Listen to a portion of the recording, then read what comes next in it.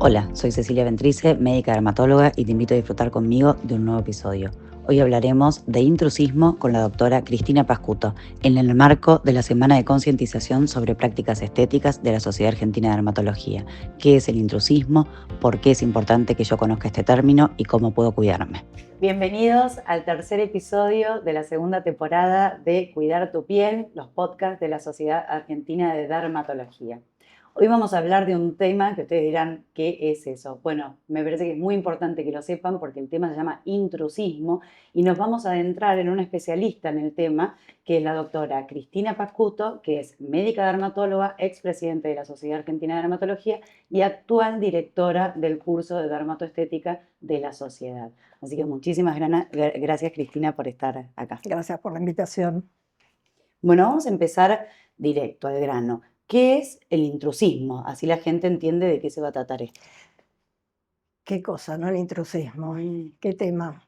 Bueno, indudablemente es un fenómeno que observamos, que padecemos los dermatólogos y muchos médicos, tanto en Argentina como en muchos otros tantos países, que se lleva a cabo cuando un individuo sin formación académica, sin un título habilitante, sin autorización, realiza diagnósticos, indica tratamientos o realiza procedimientos invasivos o mínimamente invasivos, en este caso, por ejemplo, los procedimientos estéticos.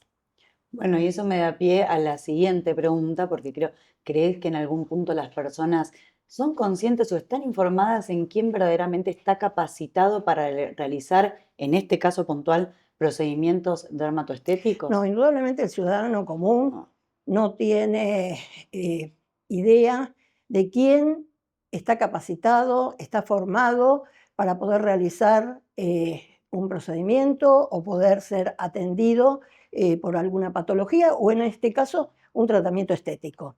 Indudablemente sabemos que los médicos, especialmente los dermatólogos, los cirujanos plásticos, somos los indicados para poder realizar procedimientos mínimamente invasivos como ser rellenos, como ser toxina botulínica, peeling, hilos, dermapen, plasma rico en plaquetas. Somos los que estamos capacitados, los que sabemos, los que estamos láser, los que estamos formados, los que estamos capacitados para poder indicarlos y los que podemos solucionar problemas que puedan presentarse con la realización de los mismos. En el inmediato o a mediano o a mediano plazo o a largo plazo. O a largo plazo. Y eso me parece que es clave lo que mencionás, porque muchas veces el paciente que llega al consultorio o que llega al hospital viene con la consecuencia de algo que se podría haber resuelto en el momento. En el momento. Porque creo que lo más importante o el mensaje clave en este podcast es justamente ese. No es solamente quién puede hacerlo, porque vos anatomía capaz que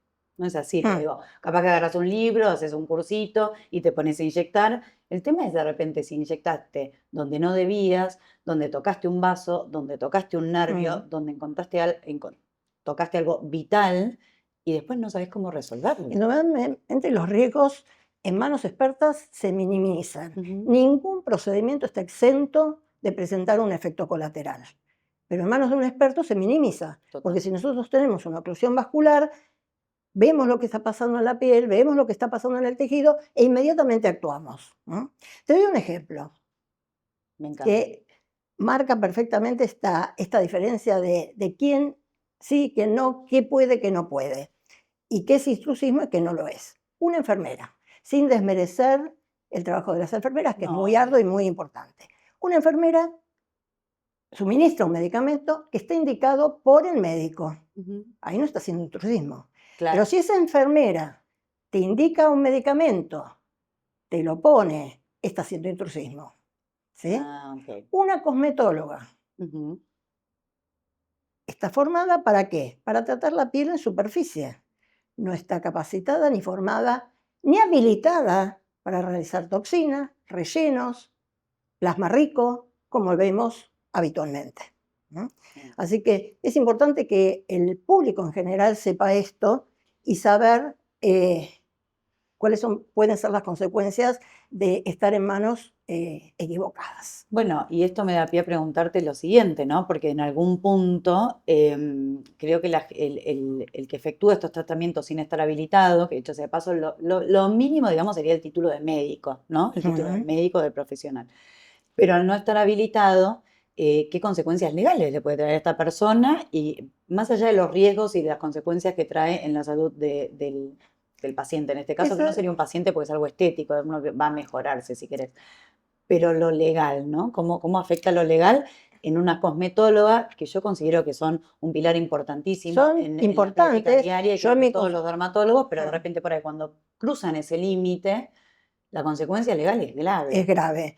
El tema es que si bien nosotros tenemos una legislación, como ser la ley 17.132 de ejercicio de la profesión médica, odontológica y de los auxiliares, Sí. donde marca quién puede hacer, qué no puede hacer, regula esa actividad, y después tenemos el Código Penal, con diferentes artículos que nos habla de intrusismo, pero la pena es muy chiquita.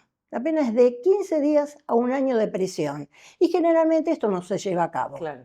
Por otro lado, muchas veces la persona que es la afectada dice, ¿y dónde hago la denuncia? ¿Dónde la hago? ¿La debe hacer en los colegios médicos? ¿La debe hacer en la fiscalía? ¿Lo debe hacer en los juzgados jurisdiccionales? También eso resulta engorroso. O sea que la ley resulta todavía pobre para poder defender a los pacientes de los posibles daños dados por estas prácticas fraudulentas.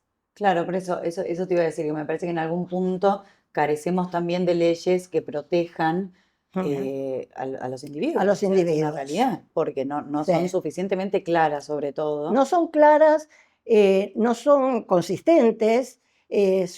Nosotros hemos tenido acercamientos con el Ministerio de Salud Pública, donde nos han dicho, bueno, ustedes lo que tienen que hacer es campañas de divulgación. Eso es lo más fuerte porque es muy difícil. Vamos a hacer, abro paréntesis, y en junio lanzamos la primera semana de concientización sobre prácticas estéticas, porque creemos obviamente con Cristina y con el resto del comité que es un tema súper importante para la población. Así es, ¿no?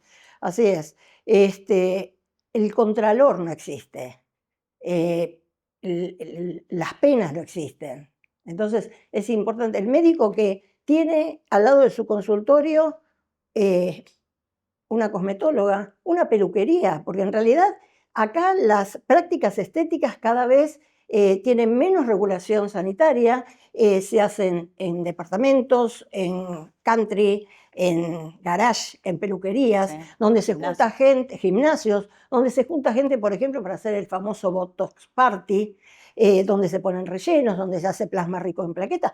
Plasma rico en plaquetas, hay una ley nacional de sangre, donde el médico dermatólogo debe trabajar con un laboratorio para extraer la sangre y sí, el médico después poder administrarla. Claro. No es sacar sangre, tener el aparatito, la centrífuga y poner ese plasma que se obtiene. Así que es muy importante que, nuevamente lo repito, esta banalización que se hace de las prácticas estéticas. Creo que la campaña va a servir un poco para también que la persona que consume estos procedimientos, pueda empezar a prestar atención por ahí en cómo está puesto el consultorio, si es obviamente un living de una casa desde ya, ¿no? Pero digamos, esto que decís, por ahí que el dermatólogo, si bien está habilitado para aplicar plasma rico en plaquetas, no debería estar habilitado, o no lo está bajo la ley, para la extracción de sangre y el procedimiento de la centrífuga, y que en general ustedes van a ver en los consultorios que se trabaja a la par de un extraccionista, de un técnico. Claro, de un laboratorio. De un laboratorio. Y creo que es importante porque si no después vemos también todo lo que son las consecuencias, ¿no? Son terribles. Mencioname cosas que a vos, digamos, que te parezca, porque después están por ahí los efectos adversos que no son tan, pero lo grave, lo que vos decís, es gravísimo que suceda esto. Que por ahí no es tan frecuente, pero cuando te sucede. Indudablemente hay infinidad de tratamientos estéticos. Rellenos, toxina, plasma rico, dermopen, etcétera, etcétera, etcétera. Podemos tener infinidad de efectos colaterales. Por ejemplo, asimetrías con la toxina botulínica. Se te caiga, por ejemplo, cuando se te cae el párpado, ¿sí? O por ahí te ponen acá en la zona inferior de la zona mandibular y resulta que te queda la sonrisa irregular, las asimetrías. Rellenos, nódulos, que es quizás una de las cosas frecuentes que uno ve. Infecciones por micobacteria.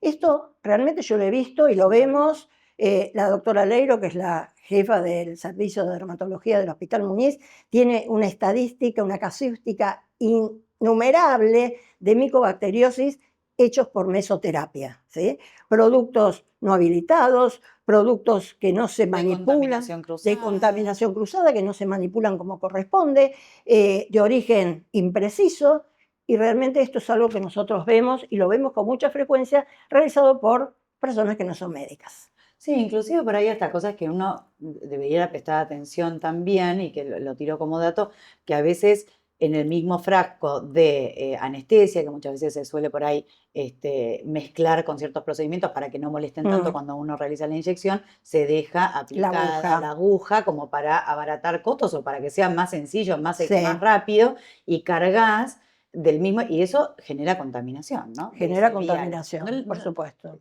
O sea. Por otro lado, después vienen los efectos mucho más severos, como pueden ser las necrosis, como pueden ser las ulceraciones, las desfiguraciones por las cicatrices que eso acarrea, y por supuesto, lo más grave es la muerte. Y vos me decís, ¿y un tratamiento estético puede llevar a la muerte del paciente? Hemos tenido un caso el año pasado en Brasil, un esteticista que le realizó un peeling de fenol a una persona sin control cardiológico, sin control anestesiológico, donde el paciente se muere. ¿Sí? Y uno dice, ¿y un peeling? No. Una pavada, ponemos el ácido. Las destrezas se adquieren. Cualquiera puede hacer cualquier procedimiento. Yo digo, el señor de la esquina, la señora, la verdulera de la esquina, puede ir y entrenarse para poner un relleno, para poner una toxina. Ahora, ¿qué pasa después con las consecuencias? ¿Qué pasa con el efecto colateral que te aparece?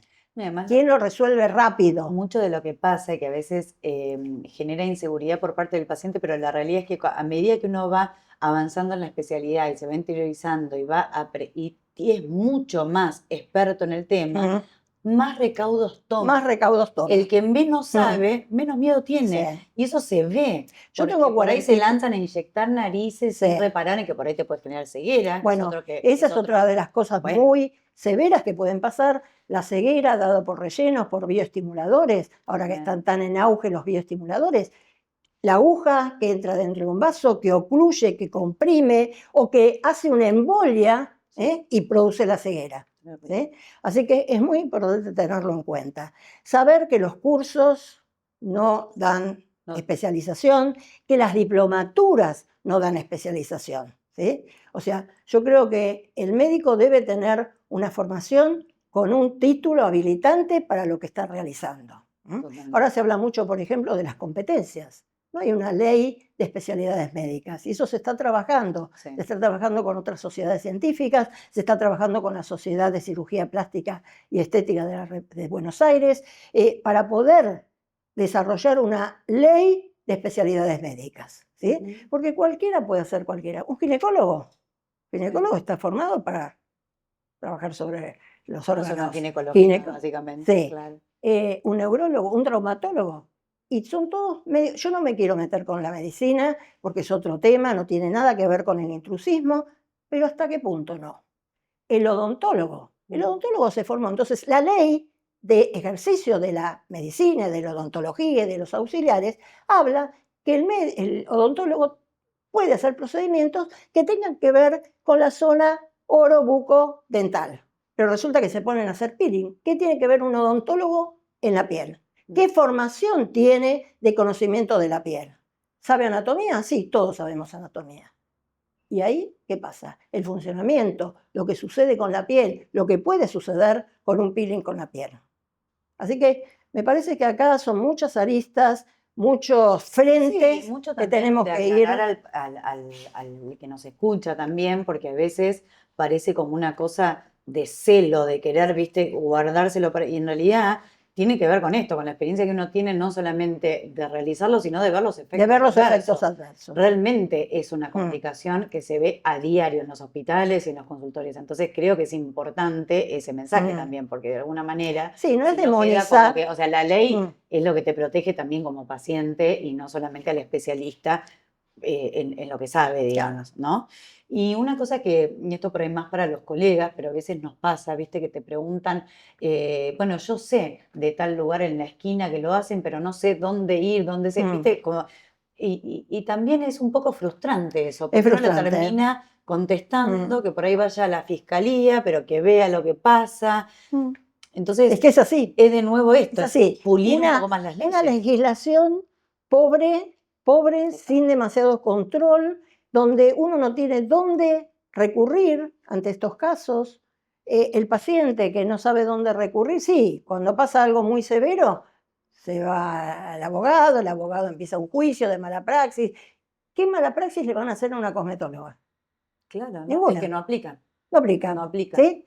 Entonces, salvo que lo mate, Claro. al Bueno, pero ahí ya paciente, sería y ahí ya homicidio. va para el lado del homicidio, quedan las cosas así, Sí. en forma En el aire, como no disipada, resuelto, disipado. no resuelta. ¿Y qué responsabilidad crees en este caso que el paciente tiene en relación a dónde va a acudir a realizarse un procedimiento estético? Porque también está las campañas que uno puede realizar como profesional, la información que uno pueda dar, y en algún punto el paciente también por ahí busca abaratar costos.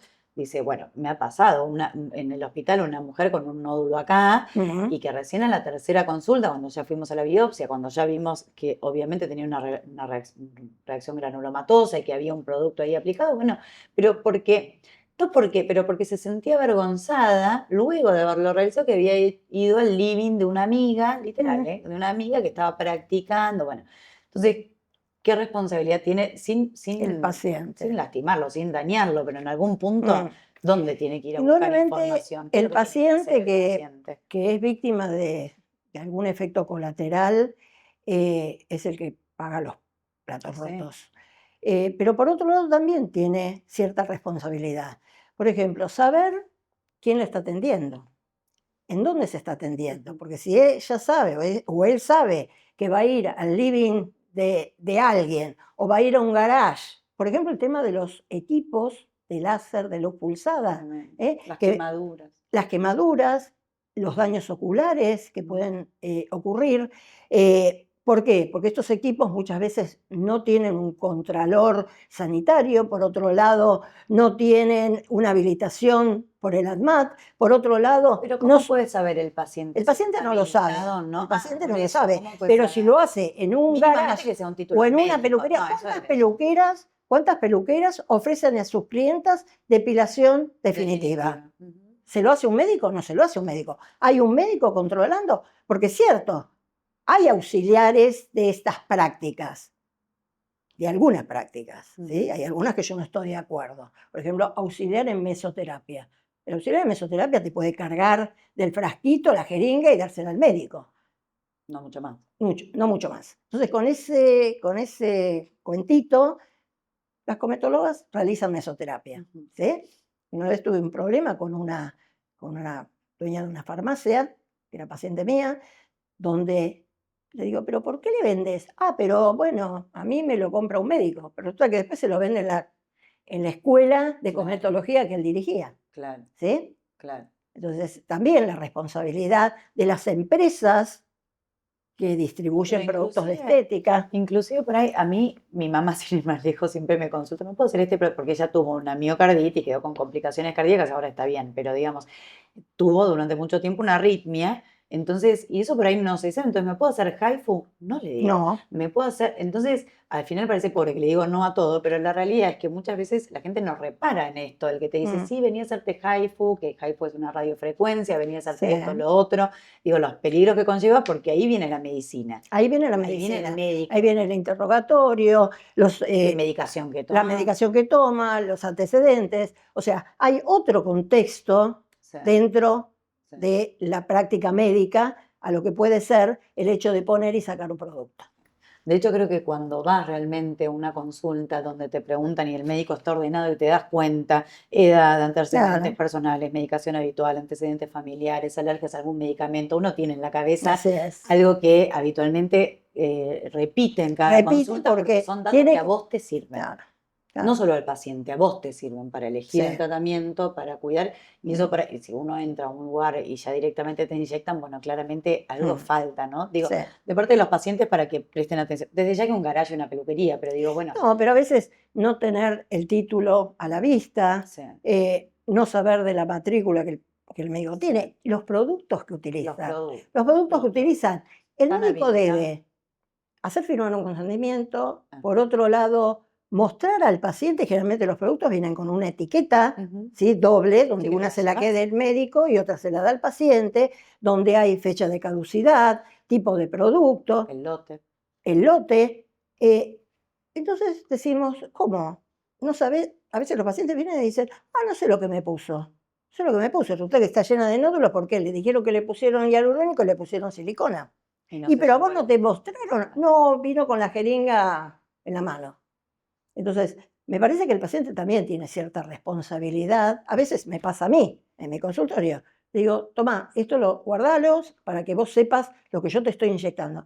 No me importa, lo tira. No, No guárdelo. me importa. Mm, ¿Mm? sí. Entonces, me parece que el paciente, nuevamente repito, debe tener cierta responsabilidad en lo que se va a realizar. ¿Qué importancia le das vos a las redes sociales en esto?